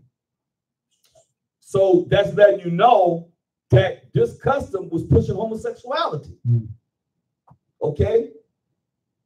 Verse 15. Verse 15. Not setting by the honors of their fathers, but likening the glory of the Grecians best of all. Because now you forsake you forsaking your culture. Now you're accepting the Greekish fashions. Same way today. You don't want to fall back to your heritage. You want to continue on in America. All this is America back in the day. That's all it is. Okay, and therefore, parents, 2 Maccabees chapter 6, verse 4 through 9, brother. And again, give me the book 2 Maccabees chapter 6 and verse 4. Go ahead. For the temple was filled with riot and reveling by the Gentiles. By the who? By the Gentiles. Go ahead. Who dallied with harlots. Same way today. Orgies. Same way today. They played with harlots, whores. Okay, in the temple. Profaned the temple. Go ahead. And had to do with women within the circuit of the holy places. And besides that, brought in things that were not lawful. The altar also was filled with profane things, which the law forbid. Neither was it lawful for a man to keep Sabbath days or ancient feasts, or to profess himself at all to be a Jew. So it just showed you, just like we brought back earlier, it's showing you how it led up to the ungodly customs, because the Greeks was doing this. The Greeks was all up in this nonsense, having public baths. That's what the Romans were. The same people. They were doing the same thing. Pornos, having orgies. They was doing this nonsense. Same way in America today. They put the same spirit today. But y'all think of something new. Ain't nothing new under the sun. First Maccabees. Those the Greeks and the Romans, they had that same homosexual lifestyle that they have in America today. Exactly. When you look into history, like most of the people in the Senate had little young boys. Yep. Let me ask you a question. Did the Greeks and Romans and even America, did they ever go against homosexuality? Never. They never had a policy that said it was wrong. That's how you know it's the same people. Okay? It's just like today. Like the reason you can't speak out or you get ostracized for speaking out against homosexuality is because you have homosexuals in high places. Right. Just like back then. Nothing ever changes. Yep.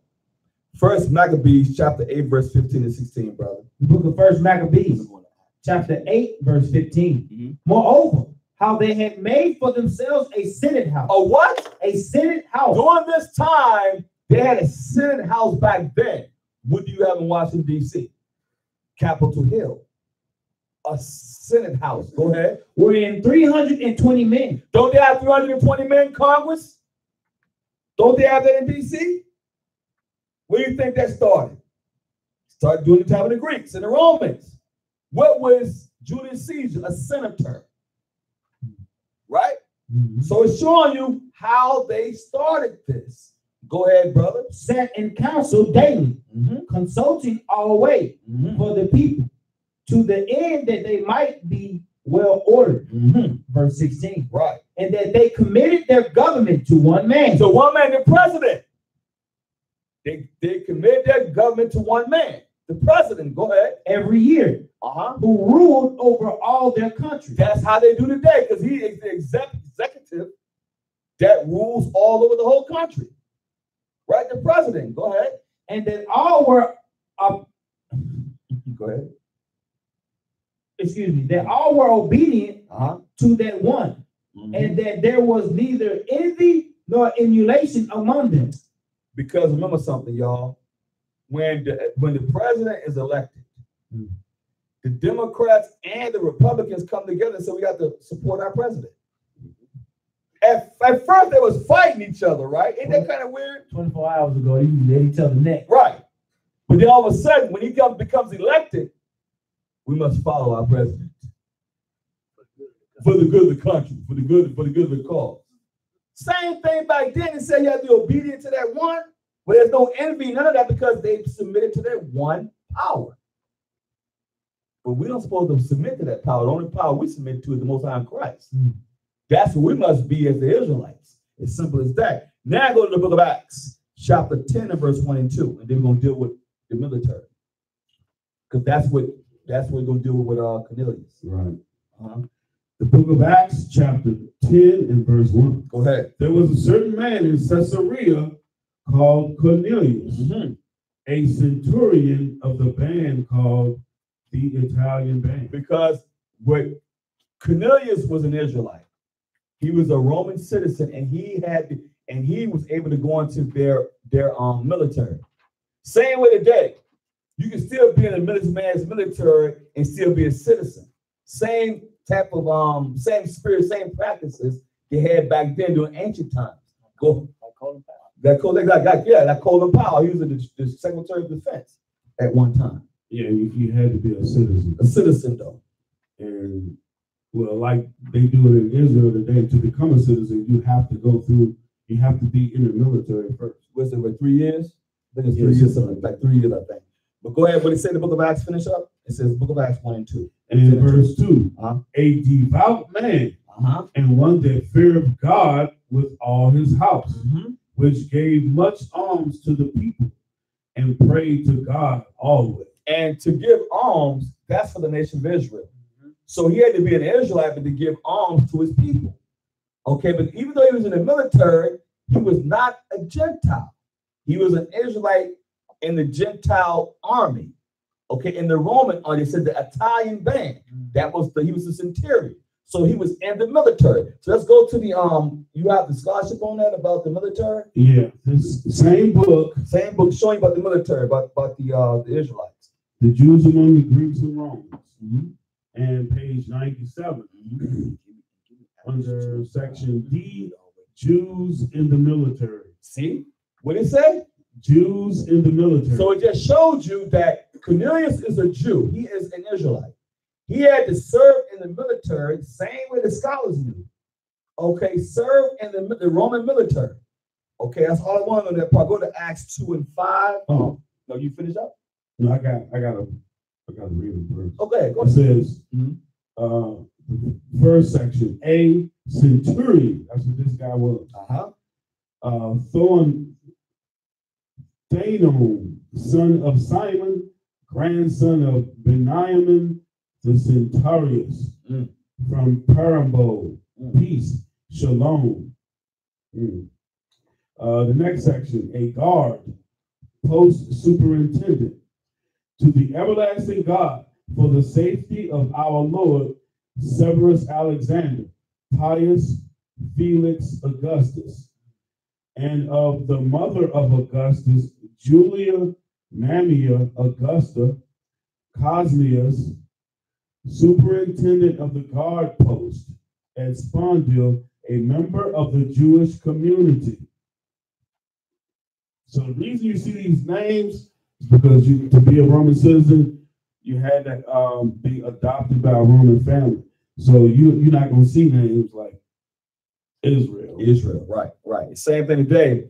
Our people, their names have changed because when you're in captivity, or when you conform to the manner of the Gentiles, you have to change your name to a Gentile name. So same spirit. So that one was a guard post superintendent. The first one was a centurion. This one is a trooper. Flavia Optata, wife, daughter of a soldier from the troop of the Royal Emissene Jews. I have to look that up. A troop of Jews. And let me see. Yeah, that's all I got for that right now. Okay. But the point we wanted to bring out in that particular passage in that book, it showed that Cornelius was a Jew. He was an Israelite. He had to serve in the military. It's called the Italian Babes and Centurion. So it showed you, even in that book, it showed you that the scholars understood that the Jews was in the military. And Cornelius' name was different because he was what? He was looked upon as a Roman citizen. So he had to have a Roman, he had to have a Roman name, basically. Okay? Same way today. What you about to say? Luke 3. Luke 3. Okay, we can go to Luke 3. Might have to go to Luke 3 right now. And then we're gonna go to Acts 2 and 5. The book of Luke. Would you go on Luke where? Yeah, Luke 3, I believe. Oh no, Luke 4. Okay.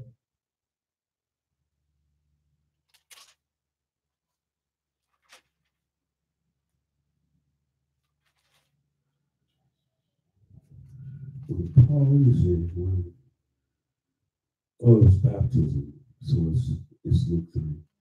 Okay. Yeah, the book of St. Luke chapter 3 and verse 12. Then came also publicans to be baptized, and said unto him, Master, what shall we do? And he said unto them, exact no more than that which is appointed to you. Verse 14, and the soldiers likewise demanded of him, saying, and what shall we do? And he said unto them, do violence to no man, neither accuse any falsely, and be content with your wages. And according to Acts 13 and verse 24, John only baptized Israelites. Exactly. And that's how you know that John the Baptist only dealt with Israel. Acts 13 and 24. Acts 13, 24. Then go to the book of Acts, chapter 2, verse 5. And we'd already tend to give me the book of Acts 22 and verse 24. The book of Acts, chapter 2 and verse 5. Go ahead. And there were dwelling at Jerusalem Jews, devout men, out of every nation under heaven. Now, that's how, when Christ says teach to all nations, it's because the Israelites were scattered among all nations, especially during this time. Go ahead, brother. Verse 6.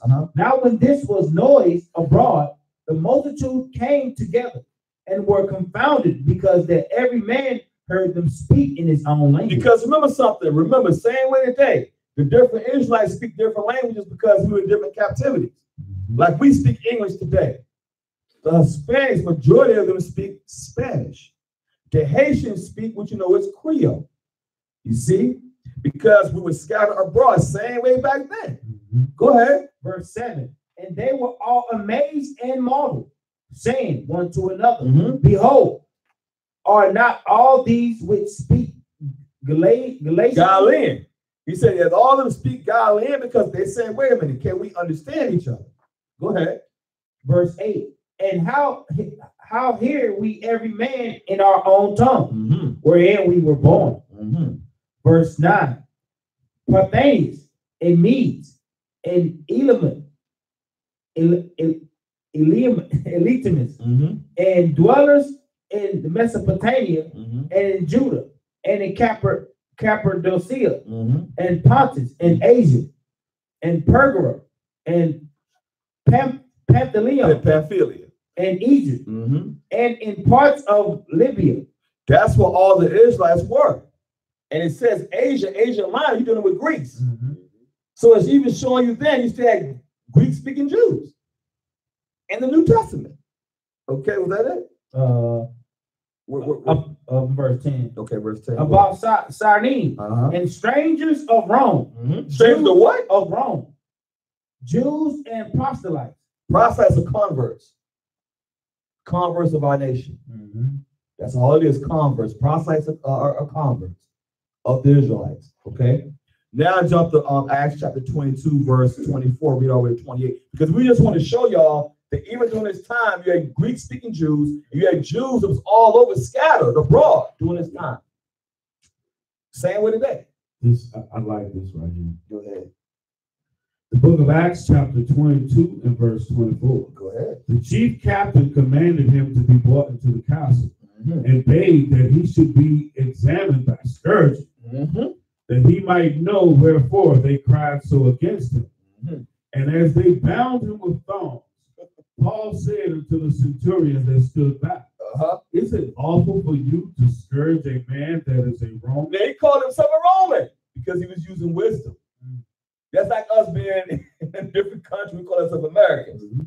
But you have to use wisdom at this point. He's using his citizenship to help himself. Go ahead. And uncondemned. When the centurion heard that, he went and told the chief captain, take heed what thou doest, for this man is a Roman. It make you think. So why is it that how do they know that this man is not a Roman? Let's go to Romans chapter 11, verse 1. Because they know that, right? And but obviously they can look at him and tell that he ain't a Roman. Wait a minute. What verse was you on? 26. Go to 27. Okay. Then the chief captain came and said unto him, tell me, art thou a Roman? He said, yes. Yes, he's going to use wisdom. Yes, I'm a Roman because he's saying I'm a Roman citizen. Paul knows he's no Roman by nationality. Right. He knows he's a Roman by citizenship. Go ahead. Pay attention to this one. And the chief captain answered, with a great sum obtained I this freedom. And Paul said, but I was freeborn. Ain't that something? See, Paul using wisdom there. He's showing you something about his citizenship. Same way today. They call us Americans, right? But we know we're Israelites. But sometimes he had to use his citizenship to do it, to maneuver. He had to use wisdom. Okay, that's what Paul was doing during this time. It also shows you in this verse that you could buy your freedom. Exactly. I don't know who this chief captain was, whether he was an Israelite or not. Right. But he paid for his freedom. But let's find out what Paul was nationality. Paul called himself a Roman, right? Let's find out what Paul called. Let's find out what is Paul's true nationality. Stay in Romans. No, go to Romans 11 and 1. The book of Romans, chapter 11 and verse 1. I say then, have God cast away his people? The reason why Paul said has God cast away his people, because he's letting you know that when you go to the book of Jeremiah 31:35, he said, unless the sun, the moon, the stars depart, the seed of Israel should be no more in existence. So that's why he said, has God cast away his people? Go ahead. God forbid. God forbid, which means no. The Israelites are still here. Even today, you see the sun, don't you? You see the stars, don't you? The Israelites are still here. So when people tell you, oh, we can't find the Israelites, they foolish. Okay, the Israelites are still here. They stand right before you. Right. Go ahead, brother. For I also am an Israelite. He's a what? An Israelite. I thought he was a Roman. An Israelite. Because he used his Roman citizenship to do what? To be wise, to take care of the situation. See, Paul won't stupid. Paul knew who he was. Go ahead. Of the seed of Abraham. The seed of Abraham. Go ahead. Of the tribe of Benjamin. He's telling you his tribe. Telling you who he is. But why does it say he was a Roman? Because he was a Roman citizen. The same way that we are American citizens, or wherever you live at, Israelites, wherever province or whatever country you live in, you are a citizen of that country, but you are an Israelite by nationality. It'd be like if you was in another country, right? And somebody from the U.S. Army caught you doing something, you'd be like, "Hold up, brother, I'm American. Right? Don't shoot, I'm American. Right? And you had to prove you're an American. You need to talk about the Super Bowl, and 95 Bulls. You'll be doing everything you can for them not to pull that trigger. Right? Like hot dogs. Right. You know, I mean, you be saying stuff that they can recognize that you're an American citizen. Right. But if you didn't use that wisdom, you get put to death. And that's what Paul had to do. Paul had to use wisdom to say, listen, I'm a Roman citizen. you can't do this to me. Even though Paul knew he was an Israelite, Right. but Paul had to use wisdom. Take a beat when you got to. Yeah, you know what I'm saying? Why take an L when you don't have to? You know what I'm saying? Okay, now go to give me the book of Luke, chapter 2 and verse 1 through 3, then read verse 5. And then we're going back to Revelation. The book of St. Luke, chapter 2, verse 1. Go ahead. And it came to pass in those days that there went out a decree from Caesar Augustus that all the world should be taxed. Oh. And this taxing was first made when Cyrenius was governor of Syria. And all went to be taxed, everyone into his own city. Verse 5. To be taxed with Mary, his espoused wife. Because remember, during that time, we had to pay taxes. And they knew when to tax us too. At the end of the year, the same way during the time of Passover, they taxed us. You got something? Oh, yeah. Same book, page 100. The tax on the Jews and the fiscus Judaicus. And imposition of the tax in 70 CE. Thus was Jerusalem destroyed, on the very day of Chronos, which equals Saturn, which is Saturday. Yep. The Sabbath,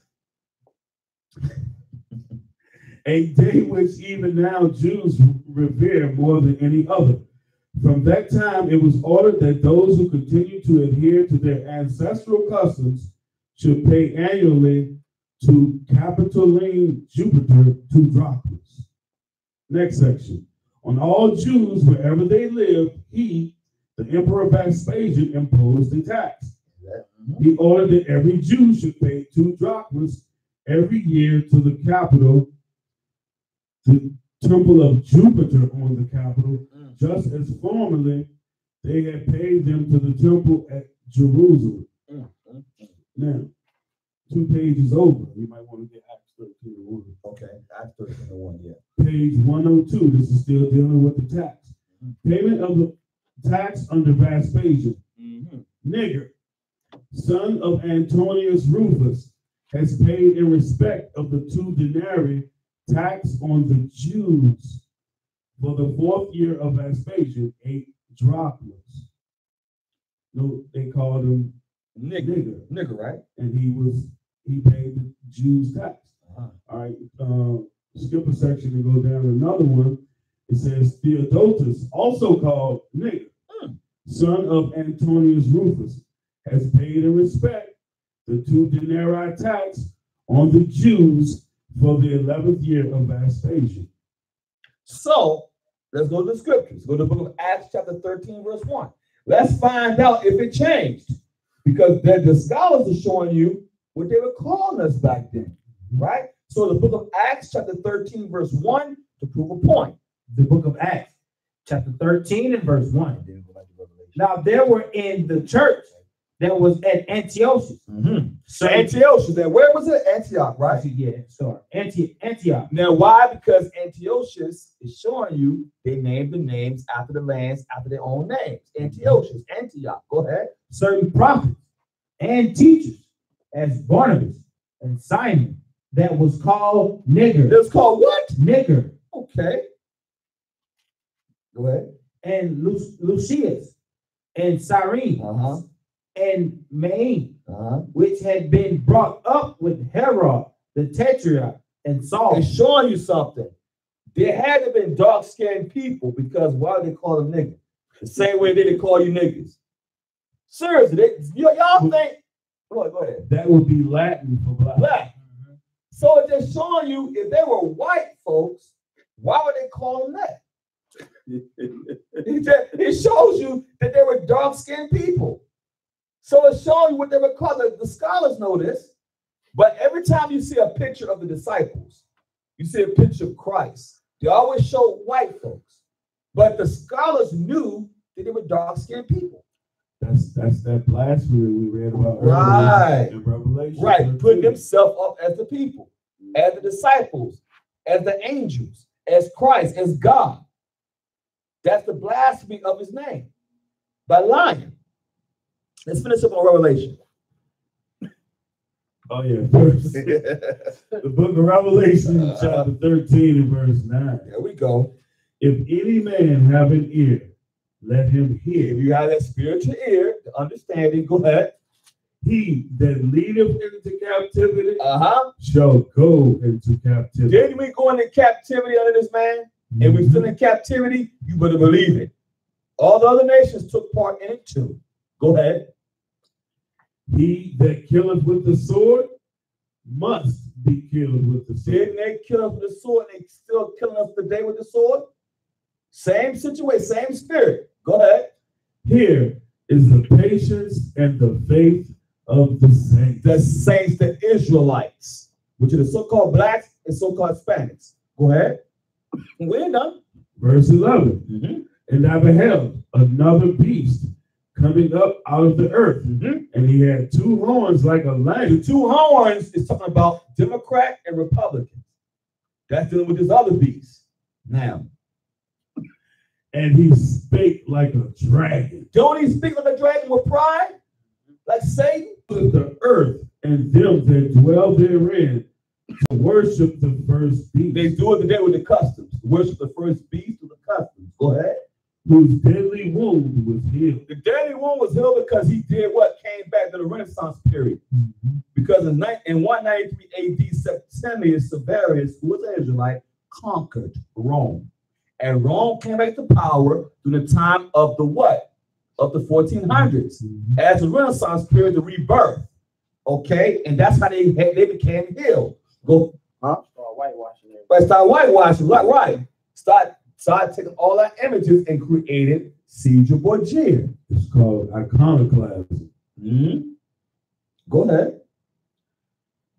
Verse 13. And he doeth great wonders, so that he maketh fire come down from heaven on the earth in the sight of men. And that happened in what? August 6, 1945, August 9th, 1945, when they dropped a bomb on Hiroshima and Nagasaki. Because America is the extension of Rome. He made a fire come down from heaven. Go ahead. And deceiveth them that dwell on the earth. That makes him the devil. Yes. By the means of those miracles which he had power to do in the sight of the beast. Go ahead. Saying to them that dwell on the earth that they should make an image to the beast. Who else is doing that? The image of the beast, the Caesar Borgia. They're doing it today with these movies, telling you that the Apostle Paul was white when the Apostle Paul was mistaken for an Egyptian. That don't even make sense. Go ahead, brother. Which had the wound by a sword and did live. Yes, because remember, America is an extension of Rome. The sword, it was wounded, like I said, in 193 AD, and it came back during the Renaissance period, 1400s. Go ahead. And he had power to give life unto the image of the beast. How do they have power to give life to the image of the beast? Through their movies, through their media.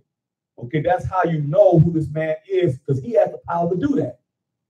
You can go on to Netflix, and they have the movie about the apostle Matthew, Mark, Luke, and John.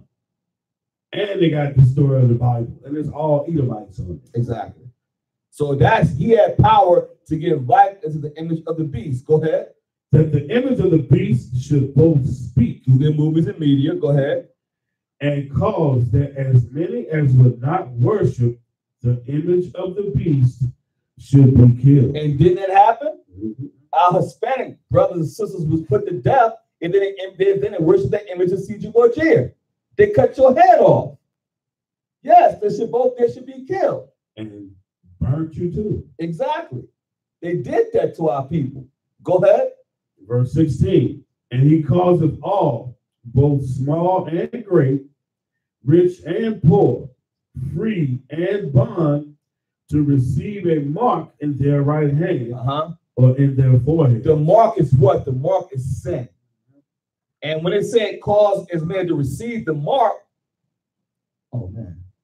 Oh, now we're in. Yeah, that's how we coming back.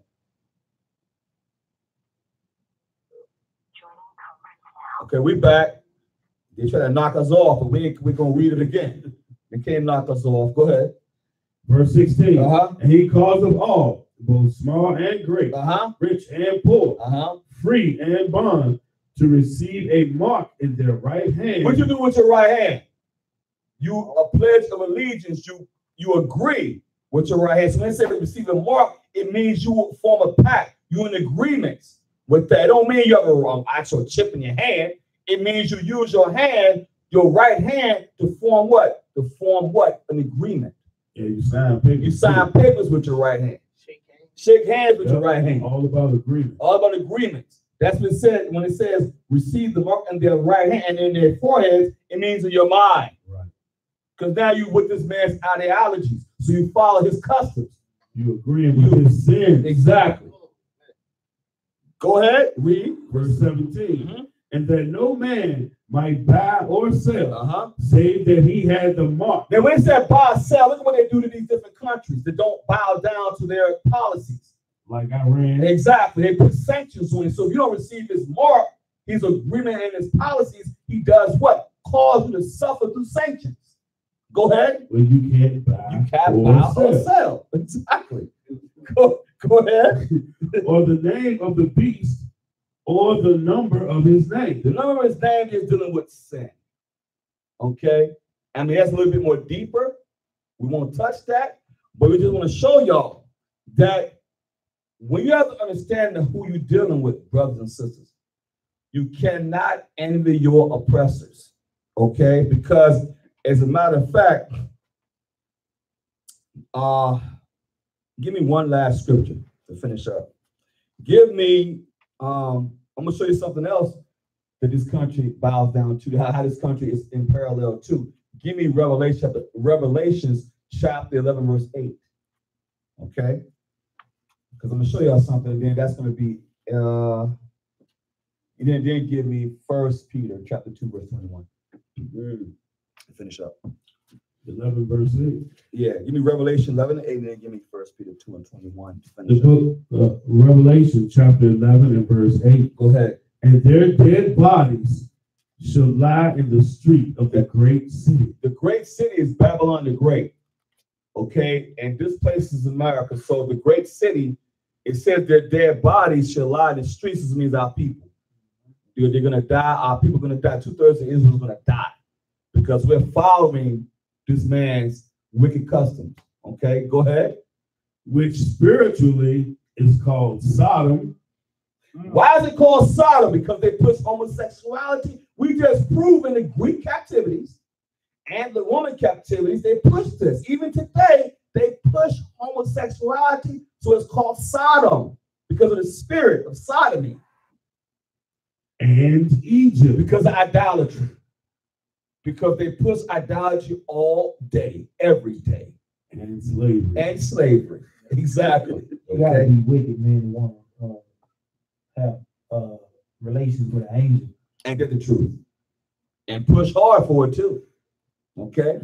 So 1 Peter chapter 2, verse 21, just to finish up, brothers and sisters. The book of 1 Peter, chapter 2 and verse 21. Go ahead. For even hereunto were we called. We were called in this glorious truth, y'all, to do what? To wake up, to keep these commandments in the faith of Christ. Go ahead. Because Christ also suffered for us. Because Christ suffered for the children of Israel, not for everybody.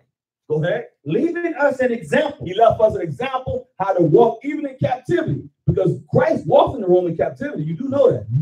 So he taught us how to even walk in captivity. Exactly. Go ahead. That ye should follow his steps. We follow his steps. We follow Christ as it is written. Go ahead. Verse 22. Who did no sin. He did no sin. He didn't transgress the law. Christ didn't even have a foolish thought. That's how perfect our Lord was and still is. Go ahead. Neither was guile found in his mouth. Because he didn't have deceitfulness found in his mouth.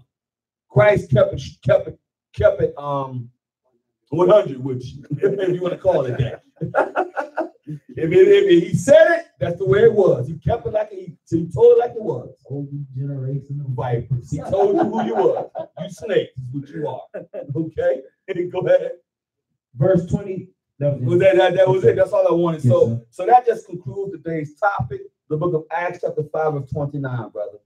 The book of Acts, chapter 5 and verse 29. Go ahead. Then Peter and the other apostles answered and said, okay, we ought to obey God rather than men. And that's who we must obey, brothers and sisters. We must obey the Most High Christ rather than the silly ideologies of man.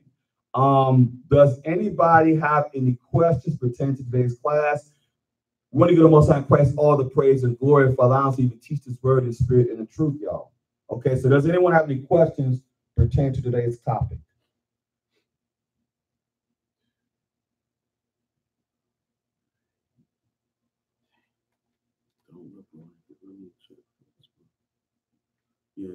Everybody good? Everybody good today? All right, brothers and sisters. Once again, Shalom, Most High Christ bless. Thank y'all for being on today's class. Remember, tomorrow's a new moon, okay? So tomorrow at dark, it's a new moon, okay? Which means you can't buy or sell. We can do no servile work, but we can cook, okay? And we understand some of y'all may have jobs and you can't get it off, but you know what? Just hang in there, brothers and sisters. There's going to come a day when we don't have to worry about this nonsense in captivity, okay? We're going to be in our true rest in our land, you know, Lord's will, Lord's prayer life. But like I said before, we want to give the Most High Christ all the praise and glory for allowing us to even be in this truth, to be able to expound on the word just a little bit, okay? Y'all stay strong. Y'all stay blessed, okay? We're going to say shalom. Most High Christ bless to y'all. Shalom. All right. Shalom.